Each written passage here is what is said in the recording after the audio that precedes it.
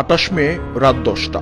বাড়ি ভাড়া নেওয়ার কথা বলে গাজীপুরের টঙ্গীর 56 নং ওয়ার্ডের একটি বাড়িতে প্রবেশ করে একদল যুবক। পরে বৈষম্য বিরোধী ছাত্র আন্দোলনের নেতা পরিচয়ে বাড়ির মালিক আবুল হোসেনের কাছে দাবি করা হয় 20 লাখ টাকা।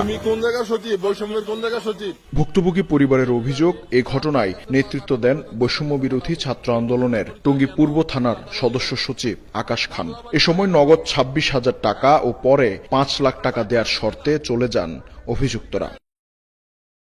টাকা ম্যানেজ করতেছি ভাই, এখন পর্যন্ত মাত্র 20-25 হাজারের মতন কিছু অ্যারেঞ্জ করতে পারছি। রাত্রেবেলা বললেন যে সকালের মধ্যে মানে জিনিসটা আপনারা ম্যানেজ করতেছেন, এখন আমি কয়জনকে মানাবো জিনিসটা? এদিক দিয়ে থানা পুলিশ সব মানে আমাদের উপরে ফায়ার হয়ে গেছে।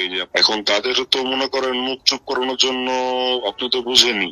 ঘটনার পরদিন টাকা দেওয়ার কথা বলে ডেকে নিয়ে অভিযুক্ত আকাশকে আটক করেন এলাকাবাসী। পরে সেদিন রাতেই থানায় অভিযোগ দেয় ভুক্তভোগীর পরিবার। তাদের ভাবসাব কথাবার্তা দেখে মনে হচ্ছে তারা গোয়েন্দা লোকের ডিবি থেকে আসছে।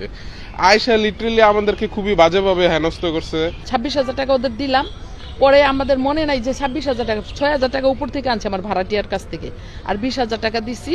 আপনার নামে তো 4টা মামলা আছে, 4টা মামলায় তাইলে 5 লাখ করে 20 লাখ টাকা দিলে আমরা এই জিনিসটা পুরোটা সর্ট করতে পারবো। বৈষম্য বিরোধী নেতারা বলছেন, এই ঘটনায় জড়িত কারো দায় নেবে না সংগঠন। যদি এই ক্ষেত্রে হচ্ছে যে আপনারা যে অভিযোগটা দিচ্ছেন এটা যদি প্রমাণিত হয়, তার সাথে আমরা কথা হচ্ছে, যদি এটা প্রমাণিত হয় তার বিরুদ্ধে সাংগঠনিক ব্যবস্থা নেওয়া হবে। পুলিশ বলছে অভিযোগ প্রমাণিত হলে ব্যবস্থা নেওয়া হবে।